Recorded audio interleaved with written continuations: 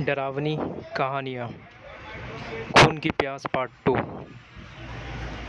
और उसके बाद वो जंगल में एक बार फिर से सुमन की चीख गूंज उठी। लेकिन आज की रात सुमन की चीख सुनने वाला वहाँ पर कोई भी नहीं था। लेकिन अगर कोई वहाँ पर था तो बस हरिया था, जो कि अब एक भेड़िए में बदल गया था और वह सुमन को घसीटकर जंगल के बीचों बीच लेके जा रहा था। और अगली सुबह अरे भाई, पता नहीं क्या बात है। अपने गांव का हरिया किसान और उसकी पत्नी सुमन दोनों गायब हैं। दोनों का कोई अता पता नहीं। अरे कैसी बातें कर रहे हो भाई, ये कब हुआ है? अरे पूरे गांव में खबर फैली पड़ी है। कल रात को दोनों खेत की तरफ जा रहे थे, लेकिन लौटकर आए ही नहीं। तो हो सकता है अपने खेत पर होंगे। पूरा गांव ढूंढ कर आया है भाई। जानते हो क्या मिला वहाँ पर? क्या हुआ भाई? क्या मिला? बताओ हमें क्या मिला? अरे हरिया की पत्नी सुमन के कपड़े पड़े हुए थे। शरीर का एक एक कपड़ा फटा हुआ झोपड़ी के बाहर पड़ा था, लेकिन दोनों पति पत्नी का कोई पता ठिकाना नहीं था। अरे भाई, लेकिन उसका जो दोस्त है ना, रामू किसान, उससे पता करके आते हैं ना। अब तक तो दोनों साथ ही खेत पर जाया करते थे। हाँ, हमें उसके घर जाना चाहिए भाई। चलो चलो वहाँ चलते हैं, चलो। वो सारे लोग रामू के घर पहुंच गए थे। रामू अपने घर बैठ के हुक्का पी रहा। आज सारे के सारे लोग टोली बनाकर मेरे घर क्यों आ रहे हैं? क्या कोई मर गया क्या भाई? अरे कैसी बातें कर रहे हो? तुम्हारा सबसे अच्छा दोस्त हरिया और उसकी पत्नी गायब है और तुम यहाँ बैठकर हुक्का पिए जा रहे हो हैं? रामू ने एक अजीब सी नज़रों से उन सब की ओर देखा, जिसकी वजह से वो सभी गांव वाले एक बार के लिए डर गए थे। गायब है? अरे गायब नहीं है, मुक्ति मिल गई है। उन दोनों को मुक्ति मिली है।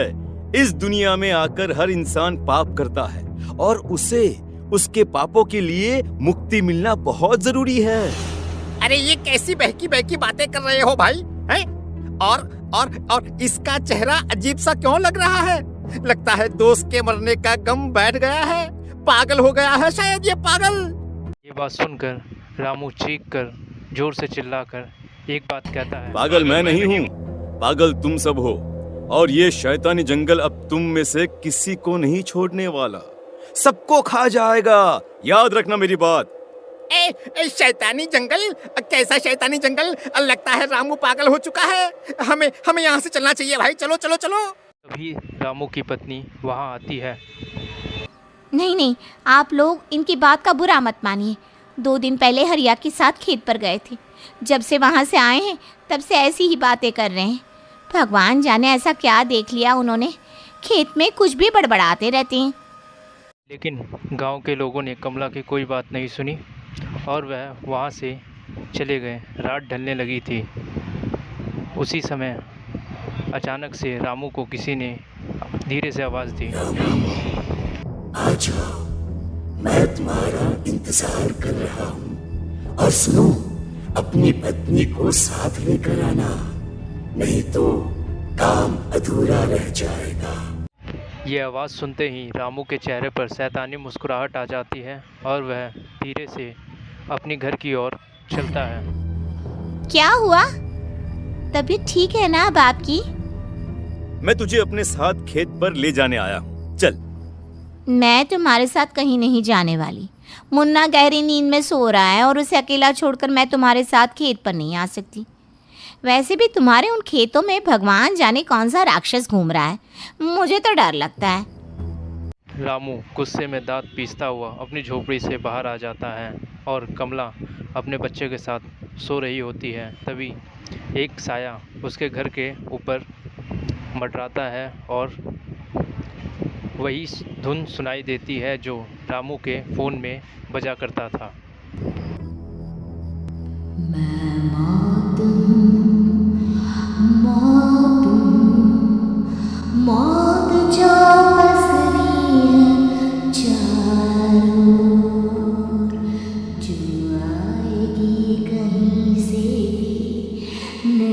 जाएगी सबको, मैं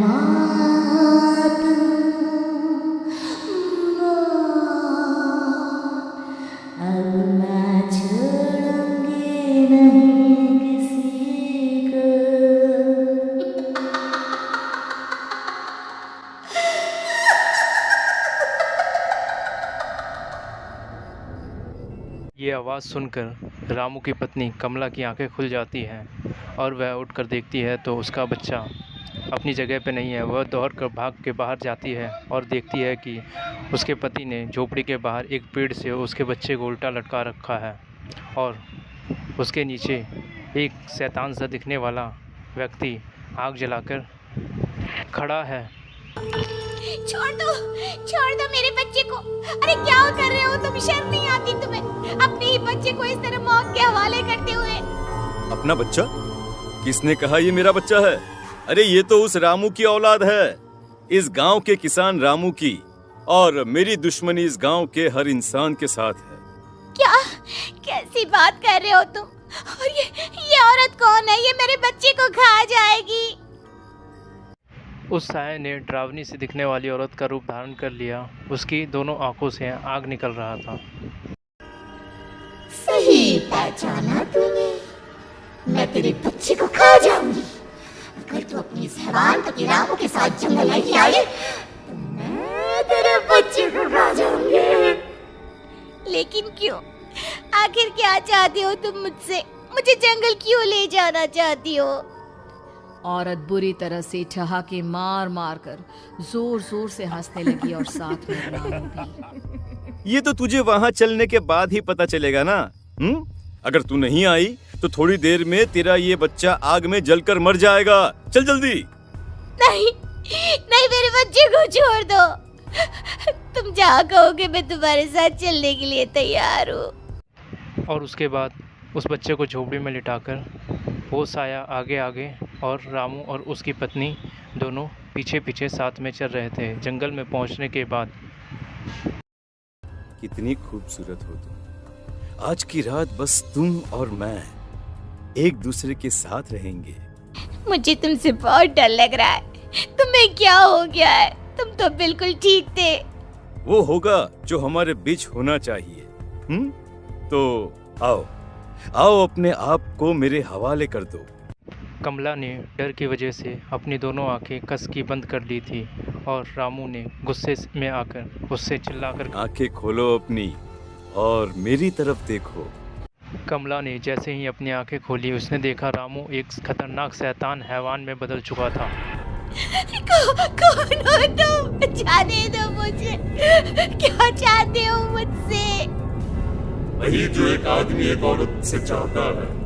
मैं तुम्हारा पति रामू नहीं बल्कि इस जंगल का एक भेड़िया हूँ, और आज की रात तुम्हारे खून से अपनी प्यास बुझा जाऊं। और उसके बाद कमला की दर्दनाक चीखें उस जंगल में गूंज उठी और अगली सुबह उसके कपड़े भी सुमन की कपड़ों की तरह बेहाल मिले और इस तरीके से पूरे गांव में दहशत फैल गई। अगले दिन हरिया का बेटा मोहन को जब यह पता चलता है तो वह अपने गांव आता है और अपने माता पिता की दर्दनाक मौत के बारे में सुनकर उसे बड़ा बुरा लगता है। अचानक से उसको एक फ़ोन दिखाई देता है जो उसने अपने पिता को उपहार में। अरे कितने प्यार से पापा के लिए मोबाइल फोन लेकर आया था। इसे एक दिन भी काम में नहीं ले पाए। और आखिर कौन है जो गांव में इस तरह की हत्याएं कर रहा है? क्या है इन सब के पीछे? क्या है? मुझे पता करना ही होगा, वरना एक दिन पूरा का पूरा गांव खाली हो जाएगा। इस गांव में एक भी जिंदा इंसान नहीं बचेगा। गांव के लोगों की मदद करने के इरादे से किशन अपने गांव से दूर एक दूसरे गांव में एक तांत्रिक से मिलने गया। तांत्रिक बाबा, अब आप ही कुछ उपाय बता सकते हैं। भगवान जाने हमारे गांव को किसकी नजर लग गई है। नजर नहीं लगी है, किसी ने तुम्हारे गांव को बद्दुआ दी है। किसी सताई हुई आत्मा का प्रकोप है और अब वो पूरे गांव में किसी को नहीं छोड़ेगी जब तक उसकी आत्मा को शांति नहीं मिल जाती।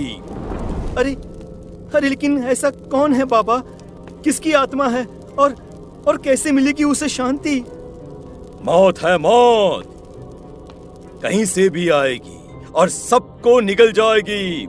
इससे बचने का सिर्फ एक ही उपाय है, लेकिन उस उपाय को करना आसान नहीं होगा। जो भी उस उपाय को करने की कोशिश करेगा उसकी जान जा सकती है। भले ही मेरी जान चली जाए, लेकिन मैं अपने गांव के लोगों की जान बचाने की पूरी कोशिश करूंगा बाबा। तो ठीक है फिर, अगली अमावस की रात जैसा मैं कहता हूँ वैसा ही करना। अमावस की रात को किशन तांत्रिक के कहे अनुसार अपने हाथ में करोशिन लिए और उसके हाथ में देवी के मंदिर का सिंदूर भी था। वह जंगल में पहुंचा। उसकी आंखें फटी की फटी रह गई, यह देखकर कि एक उबलते पानी में कई सारी लाशें थी तैर रही थी। उसके माता पिता की भी लाशें वहीं पर पड़ी हुई थी। माँ, बापू, क्या हो गया? ये क्या हो गया? तभी वहाँ पर एक आदमी और औरत आते हैं। किशन उन दोनों को देखकर चौंक जाता है और कहता है, गोपाल काका, आपकी तो 5 साल पहले मौत हो गई थी। और निर्मला काकी, आप? मौत तो हो गई थी, लेकिन तुम ये नहीं जानते कि हमारी मौत कैसे हुई थी। क्या कहना चाहते हैं आप? कुछ नहीं, बस ये जान लो कि अब इस गांव में कोई जिंदा नहीं बचेगा। लेकिन क्यों काकी? क्योंकि 5 साल पहले इन गांव वालों ने मुझे डायन बताकर पत्थर मार मार के मार डाला। मेरी कोई गलती नहीं थी। गांव का एक बच्चा क्या लापता हुआ, सारा इल्जाम मेरी पत्नी पे डाल दिया। और जब मैंने निर्मला की जान बचाने की कोशिश की तो मुझे भी मार डाला। आपके साथ ये बहुत गलत हुआ काकी, लेकिन आप जो कर रहे हैं वो भी सही नहीं है ना? तुम यहाँ से चले जाओ वरना तुम भी नहीं बचोगे। हमारी आत्मा पिछले 5 साल से मुक्ति के लिए भटक रही है। चले जाओ यहाँ से। देखकर किशन सिंदूर उन दोनों के ऊपर फेंक देता है और फिर केरोसिन का तेल उन दोनों के ऊपर डालकर उन्हें आग लगा देता है